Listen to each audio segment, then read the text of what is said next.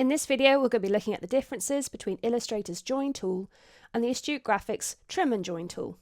You can find the native Join tool under the Shaper tool stack. Clicking on the right edge will tear away the stack into a handy mini toolbar. The AG Trim and Join tool is stacked under the Eraser tool, and again, we can tear that stack away for ease of use.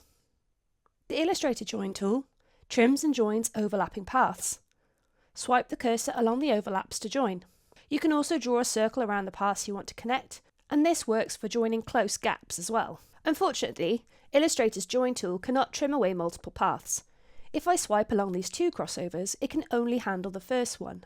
We'll undo that, and if we zoom in and try again, grabbing the Join tool and cutting across the two overlaps, you can see the Join tool is only fixing the first one it detects. Let's compare this to the AG Trim and Join tool.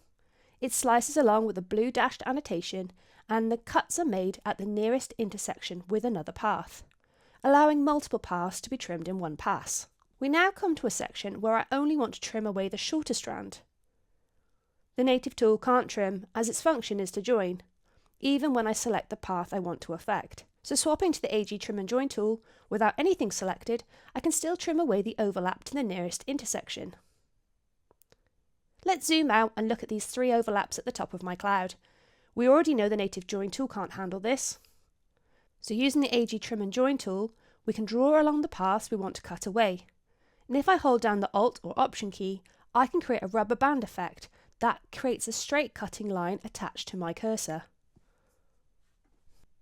Trim paths in Adobe Illustrator with this easy to use tool, part of the DynamicSketch plugin from Astute Graphics.